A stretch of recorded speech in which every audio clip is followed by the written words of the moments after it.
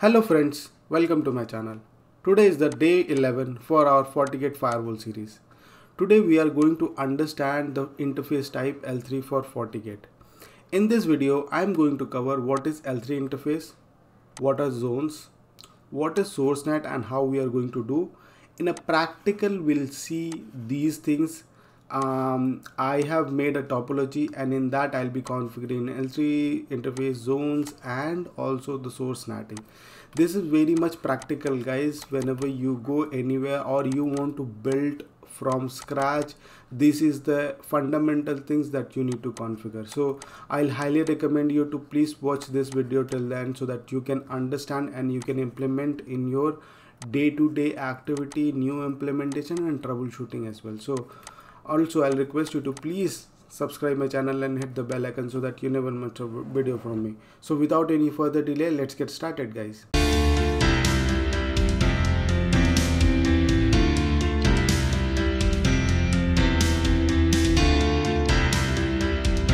So friends, first of all we'll understand what is layer 3 interface and then we'll be understanding what is zones with the help of these two diagrams. Okay, now first we'll understand layer 3. So layer 3, if I talk about OSI model, we remember, or if we try to read the header of layer 3, the first thing comes in that header is IP address. Not first thing, but the major part is IP address, source IP address, destination.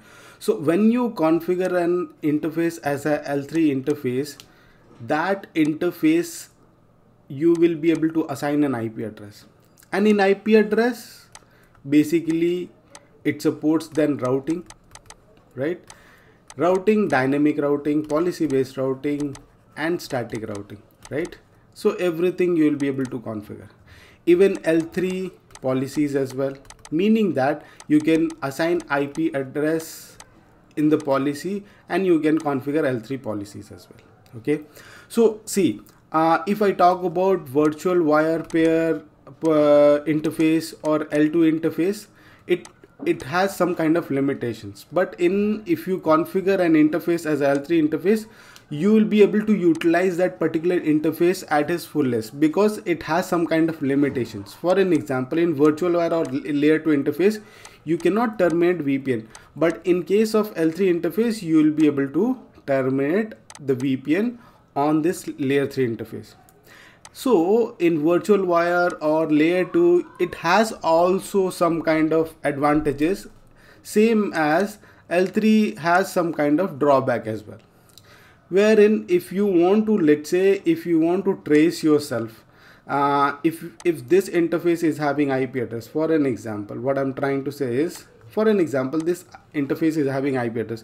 When you if you want to do a trace route, you will get deducted that there is a firewall in between, right?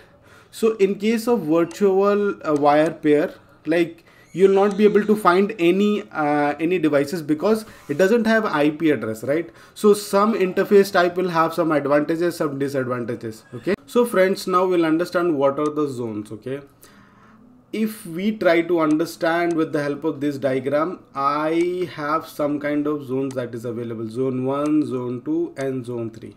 Basically the zones are a group of interfaces. Okay, group of interfaces which has common policy or common kind of activity, right? I can make that particular interface into a zone and I can configure a common policy, right? So basically if you try to see in zone 1, WAN 1, DMZ, VLAN 123 or something, internal zone and port 123, and these all are there, right? Now let's say if this internal wants to move to internet, I can have a common policy saying that you can go here, and also I can create another policy saying that you can go here. So I can have a common saying that this is internal. I can have another zone where I have something called as accounting. Okay, not internal zone. I have accounting and I can send this info, send this users to WAN 2, right? So basically it's kind of a segmentation of a network that we are doing it. Okay, so what I'm trying to say is, you will have a common activity that for that particular zone, so that you can have a common policy instead of having policy for VLAN 1 or sorry WLAN WAN 1 DMZ, or VLAN 1 VLAN 2 and VLAN 3. You can have a common policy because they are serving the same thing, right? That is the reason we will be having a same zones, because in firewall we'll be having multiple interface, and creating policy for multiple interface, it will be very difficult to finding that particular policy as well. And in case of the firewall is processing that policy, it takes a lot of time, right? Because let's say if you want to create a policy based on interface, it will be having multiple policies, right? So that is the reason we will be having zones for that. Okay, so now friends, will understand what is source NAT. So I just wanted to tell you one thing, that I am going to cover NAT in upcoming videos in very detailed manner. Okay, in this video it will be kind of a short description, or you can understand this as a highlight or overview of NAT. So to understand this scenario, okay, so basically in source NAT what happens is, whenever a PC or any networking device sends any traffic, or for an example PC, for your reference, okay, whenever PC sends any kind of packet, what happens, it has some kind of information, what the IP address, source IP address, and the destination IP address at layer 3.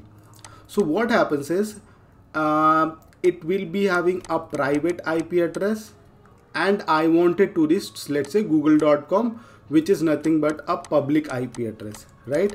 So in this scenario what happens is, the source is private, which is not routable to internet. It is not routable to internet. So in this case what happens is, what we do is, we'll convert this private IP address to public IP address, so that the traffic can reach to google.com, which is available in the public. Okay, now in this case what we are doing is, we are actually converting the source IP address, a private IP address, to public IP address, and this public IP address would be the interface, the WAN interface IP address, because it will the WAN interface IP address will be a public IP address. So what I'm doing, what is happening is, I'm converting this private IP address to public IP address, and I'm reaching to internet. So this is how the source NAT is working, because we are changing the source over here, right? So this is how the source NAT works. Let's get into the lab, and I'll show you how we are going to do and how we are going to configure practically in FortiGate firewall. Okay, so friends, let's get into the lab, and then we'll configure the practicals. Okay, so I'll just wanted to tell you some of the information about the topology. So we have something called as inside zone, DMZ zone, and outside zone. So we'll be creating rule for inside to outside, and we'll be configuring NAT. We just configure the zone as DMZ. We will not configure any IP address or something, because we are not going to test anything. But yeah, the testing will be there for the DMZ when we configure NAT. Okay, we'll see during that time. And we have something called as MGMT interface, where we are our local PC is connected, and we will be logging into the Fortinet from port 1, right? So friends, let's get into the GUI of FortiGate. So this is our dashboard. Okay, to configure interface we have to go to network, and we have to go to interface. Okay, now we'll actually configure zones for all those interfaces. So we'll go to, let's say, create a zone. Okay, now we'll just name it as inside, or I can define any other name as well. So the port number would be 2, if you are able to see this. Okay, so I'll just add port number 2 here, and I'll click OK. Okay, and we'll create another zone, and I'll show you an option. So block intra zone. Okay, when you configure this intra zone, what happens is, if the traffic is going from same zone to same zone, okay, so in that case the traffic will be blocked. Otherwise, if you disable this, Basically what happens, from one zone to not same zone to same zone, the traffic can follow without any rules. Okay, so I'll just configure this as a DMZ, and the DMZ is port number 4. Okay, so I'll just configure port number 4. Okay, then we have something called as WAN zone, or maybe we can configure as internet zone. Okay, and we have only one zone, that is port 3. Okay, so we have configured all these zones. Now we have to assign. By default all the ports will be in L3 mode, so we just need to assign an IP address. So we'll go to outside zone and this interface. Okay, this interface we are configuring as a DSCP, because we have to get an IP address from this ISP. Okay, and this is how we are, and this will be static one, and this will be also static, but we are not going to assign any IP address as of now. Okay, so let me just delete this and let's see. So WAN interface, I'll just go here, I will double click it on port number 3, and if I want to give any name, I can give it. I have to define a role, so LAN, WAN, DMZ, so I'm just assigning as a WAN. Okay, and I can assign a DSCP. Okay, click OK. Now basically now the IP address we will be getting from DSCP server, and we'll be getting an IP address. Now we can see we have got the IP address and it shows as connected. Okay, now it has default gateway is at IP address and the DNS IP address, everything we have got it. Okay, click OK. Now we'll go to inside. Okay, inside zone, maybe I will little enlarge that so that you guys will be able to see this. Okay, now I can name it. I will just define as a LAN, and I'll just configure an IP address. So 10.1.1.10, right, /24. Okay, and if I want to give a ping, or if I want to enable HTTPS or something like that, I can do that, but as of now I'll just enable ping. If I want to make this as a DSCP server, okay, I can assign I can create a range, or I can assign those IP addresses. Even I can do this as well. Okay, so let me do this. Okay, and I will assign the same as this system, and default gateway as same as system. Okay, I'll just click OK. Okay, so we are done with this, and finally for the DMZ one, we are not going to assign anything. Okay, so every interface we can make it as DSCP server. It's not that we have to make it for inside, we can make it for any other interfaces as well. Okay, it's the interface mode configuration, it's not inside or outside or WAN or something.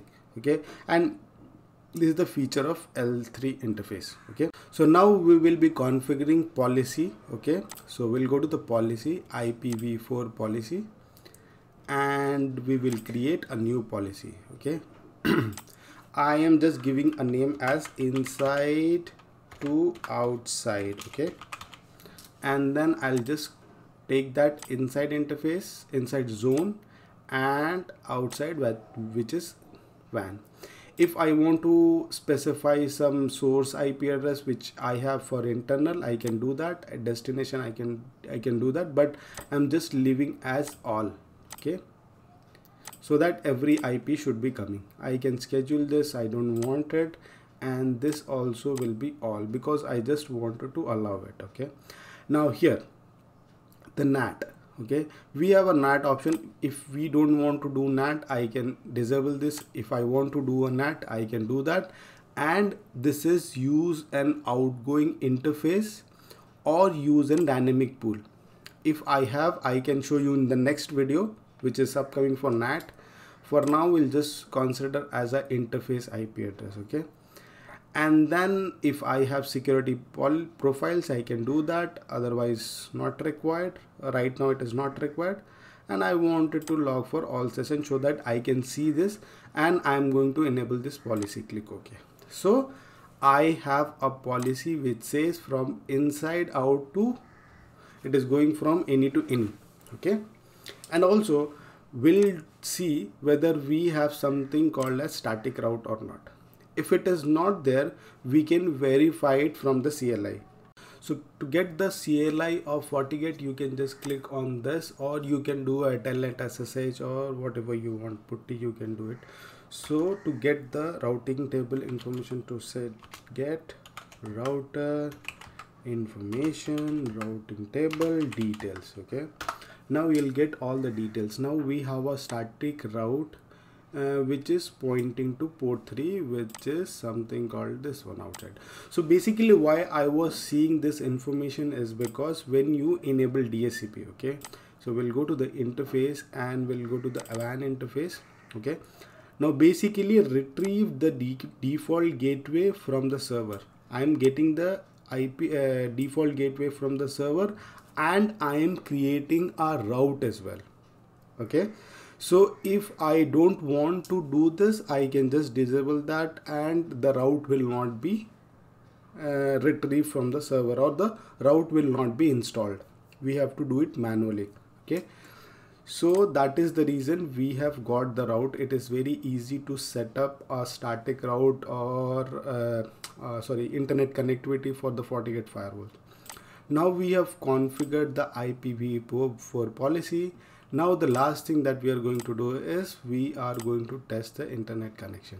Now we'll be configuring DHCP as a DIP, because we have already enabled DHCP on the interface of port 2. So if we go to port 2, we have already enabled the DHCP. Even we are sending the default gateway information as well as the DNS information. So we don't need to do anything much on this. We just need to enable the DHCP. So we'll go here. Okay, and then we'll go to Ethernet properties, and that's all. We don't need to do any sort of things, and we supposed to get, yes, we have got. Now we'll see, this is the IP address that I've got. Okay, let's see whether we are getting any other thing. Yeah, we have got the gateway, we have got the server. Now we'll try to access the internet, and we'll see whether the internet is working or not. Okay, so it's connected on this. Because the NAT is on is already on the place, so we'll try to access that. google.com, we'll see. Okay, so we are able to access the internet, as you can see. Now we'll go to the logs and we'll see whether we are getting any kind of logs or not. Okay, so forwarded logs, system logs. Okay, maybe we have to do any changes, monitor. But if we go to the policy, IPv4 policy, we can see this is already been utilized. So this means that the rule, the traffic is hitting the correct rule. Even the NAT is also happening as well, but somehow the logs are not coming. Let me fix this log information, and then I can show you the NAT logs in upcoming videos. So this is what I wanted to cover in this video. Thank you so much for watching, and I request you to please like this video if you have increased your knowledge somehow, and also do a comment, so that if you do like and comment, it will reach to the maximum users. Okay, and also I'll request you to please subscribe and hit the bell icon so that you never miss a video from me. So thank you so much for watching, and I'll see you in the next video.